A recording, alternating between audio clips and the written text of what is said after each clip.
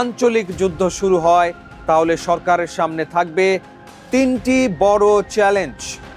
এক, প্রবাসীদের নিরাপত্তা। দুই, অর্থনৈতিক স্থিতিশীলতা। তিন, কূটনৈতিক ভারসাম্য। এখন প্রশ্ন, বাংলাদেশ কতটা প্রস্তুত এমন এক অস্থির বৈশ্বিক বাস্তবতার জন্য? বাংলাদেশ ঐতিহ্যগতভাবে নিরপেক্ষ পররাষ্ট্র নীতি অনুসরণ করে, কিন্তু এখানে বিষয়টি স্পর্শকাতর, কারণ একদিকে যুক্তরাষ্ট্র, অন্যদিকে ইরান, আবার উপসাগরীয় আরব দেশগুলো।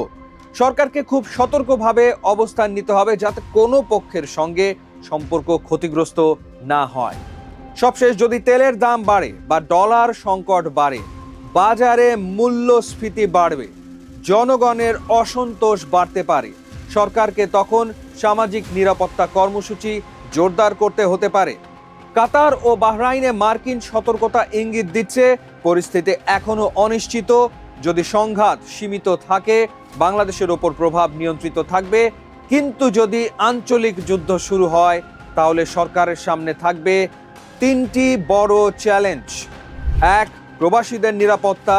দুই, অর্থনৈতিক স্থিতিশীলতা। তিন, কূটনৈতিক ভারসাম্য। এখন প্রশ্ন, বাংলাদেশ কতটা প্রস্তুত এমন এক অস্থির বৈশ্বিক বাস্তবতার জন্য?